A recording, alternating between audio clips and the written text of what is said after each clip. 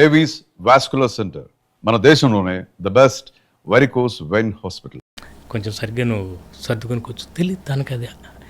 అంటే వాళ్ళు they brought up in different atmosphere. Telugu అమ్మాయి ఎలా ఉంటుంది అనేది లేదు.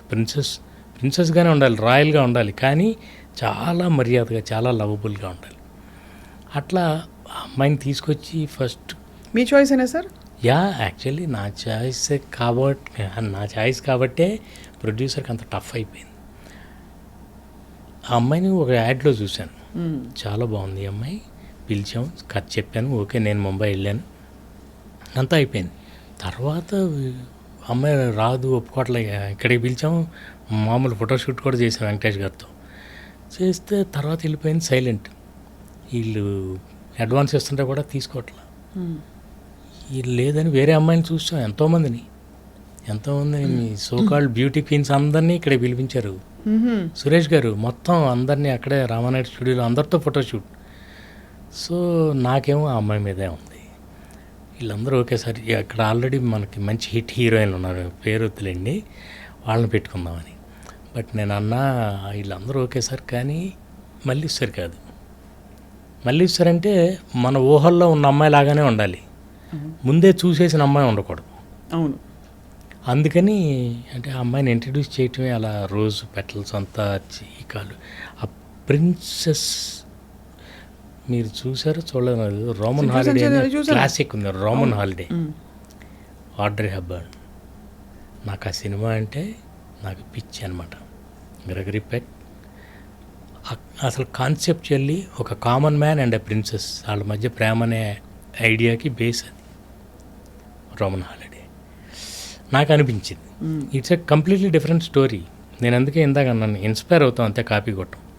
సో దాన్ని తీసుకొచ్చి ఇక్కడ బ్యాంక్ ఎంప్లాయీ మామూలు అలా ఒక ప్రిన్సెస్కిను, ఎందుకంటే వెంకటేష్ గారితో మేము చేస్తాం ముందు, నువ్వు నాకు నచ్చేదంతా మంచి ఎంటర్టైనింగ్గా అంతా చేస్తాం.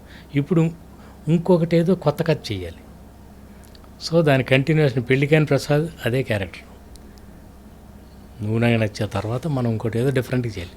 అందుకని ఒక ఐడియాగా ఓ ప్రిన్సెస్ ఇది ఇట్లా అనుకుని రోమన్ హాలిడే అనుకుని దాన్ని అలాంటి ఒక కాన్సెప్ట్, కథ వేరు, జస్ట్ అలా only between a common man and a princess అలా చేసుకుంటూ వెళ్ళాం.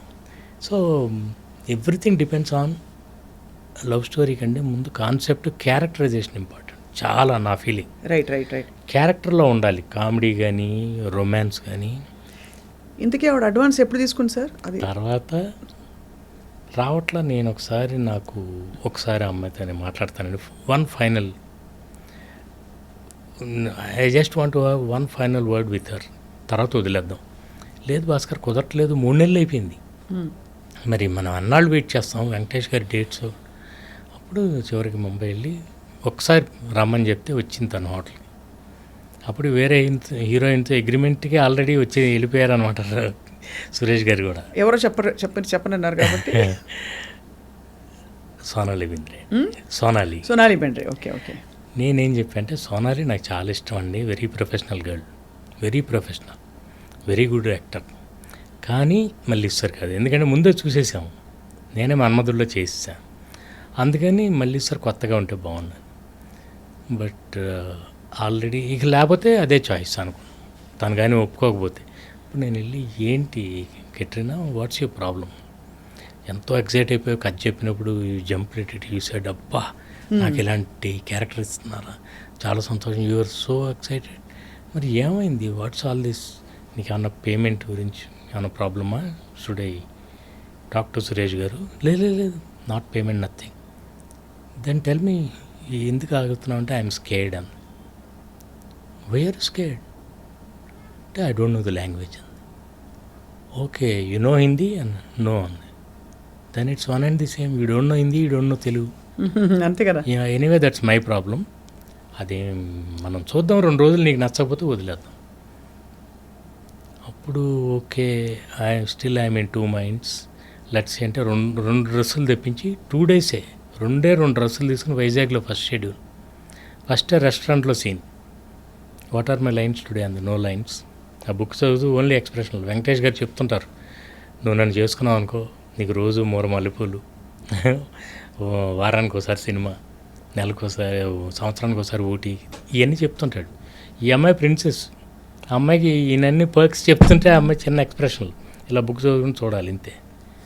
రెండో రోజు కొంచెం కంఫర్టబుల్గా if this is how it's going to be then I'm fine అంది, నాకేం ప్రాబ్లం లేదు. అలాంటి అమ్మాయి చివరికి వెళ్ళేసరికి క్లైమాక్స్ 3 పేజీల డైలాగ్స్ అవి మొత్తం నేర్చుకుని అప్పుడు నన్ను అంది, you have cheated me sir, you told me you need not by heart all those lines, నేను మేనేజ్ చేస్తానని చెప్పారు. ఫస్ట్ అంతా అలాగే చేశారు, ఫస్ట్ చిన్న చిన్న సీన్లు, డైలాగ్ లేని సీన్లు. ఇప్పుడు 3 పేజీలు ఇచ్చి నన్ను నేర్చుకోమంటున్నా. నన్ను నీకే పేరు వస్తుంది, నువ్వు చెప్పకపోతే నీ తలానికాల కెమెరా పెట్టి తీసేస్తా, నాకు పేరు వస్తుంది అంటే అమ్మమ్మ వద్దొద్దు, నాకు పేరు రాపోయిన పర్లేదు మీకు రాకూడదు అని వెళ్ళింది. అలా సరదా సరదా డబ్బింగ్ తనే చెప్పున్నా సార్, డబ్బింగ్ సునీత గారు డబ్బింగ్ తను ఎక్కడ చెప్తుందండి, అదే అదే అంటే అసలు. అండ్ ఈవిడ నాకు బాగా సోనాలి బింద్రేక్ కానీ తనకు కానీ చాలా సునీత గారు, నాకు సవితారెడ్డి అని ఆవిడ ఒక ఆవిడ, వీళ్ళందరికీ రిచా పల్లోడ్, వీళ్ళందరికీ అట్లా మేకప్ చేసేవాళ్ళం. అంటే a group of technicians who are very sincere make a great film. ఒకళ్ళ వల్ల ఇద్దరి వల్ల అవ్వదండి, ఇంతమంది ఉండాలి. ఆ అమ్మాయి ఎంత పెర్ఫామ్ చేసినా కూడా ప్రాపర్ వాయిస్ మాడ్యులేషన్ లేకపోతే నేను డబ్బింగ్ అంతా దగ్గరుండే చెప్పిస్తాను. ఐఎమ్ వెరీ పర్టికులర్ అబౌట్ ఉచ్చారణ అండ్ నా వర్డ్స్ కానీ మాటలు, ఎక్స్ప్రెషన్ దగ్గర చెప్పిస్తాను, నేను దగ్గర చెప్పిస్తాను. ఆల్ మై ఫిల్మ్ అంటే హీరో హీరోయిన్లకే కాదు, ప్రతి ఒక్క క్యారెక్టర్. ఎందుకంటే మనం ఏం షూట్ చేసామో మనకే తెలుసు, అది రావాలంటే మనం దగ్గరుండి చేయించాలి. అట్లా వీళ్ళందరూ కలిసి కష్టపడితే ఒక కెట్రినా తయారైంది. కానీ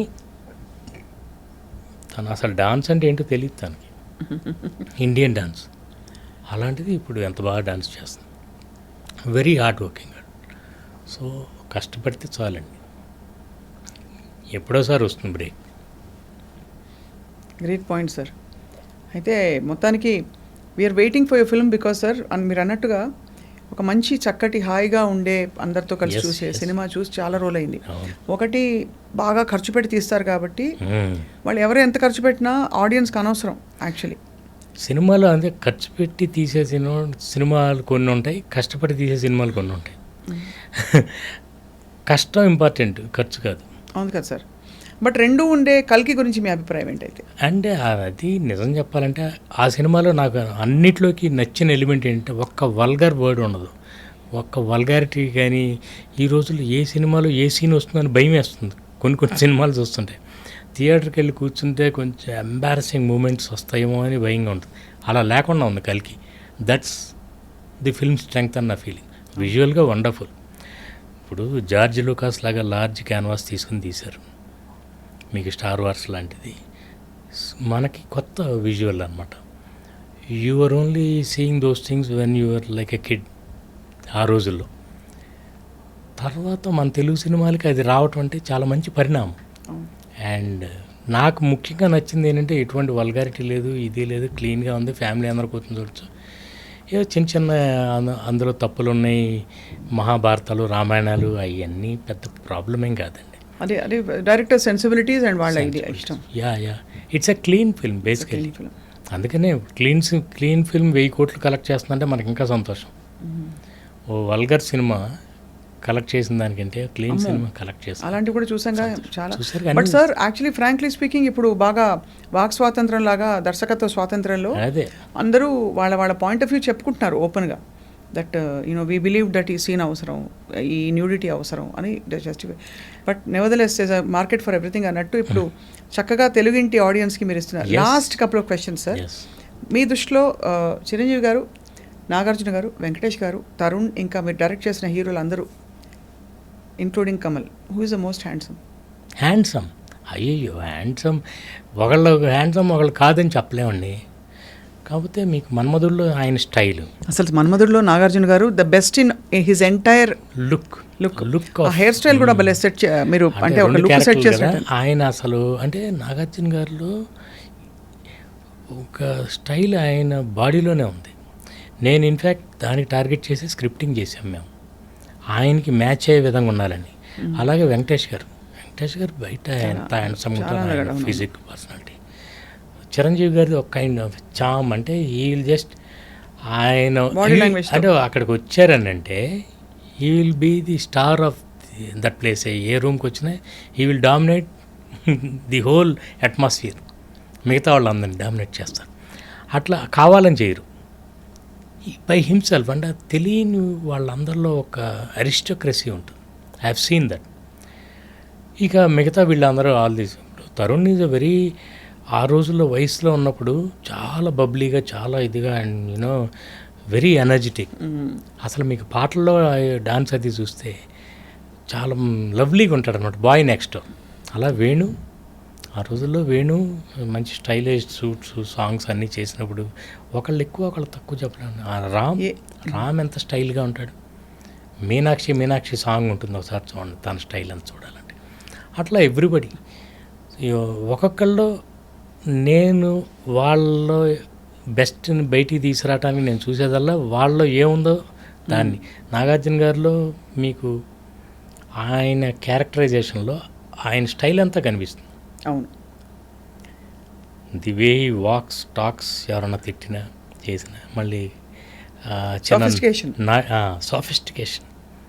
అలా ఈయన వెంకటేష్ గారిలో ఈ సో రియల్.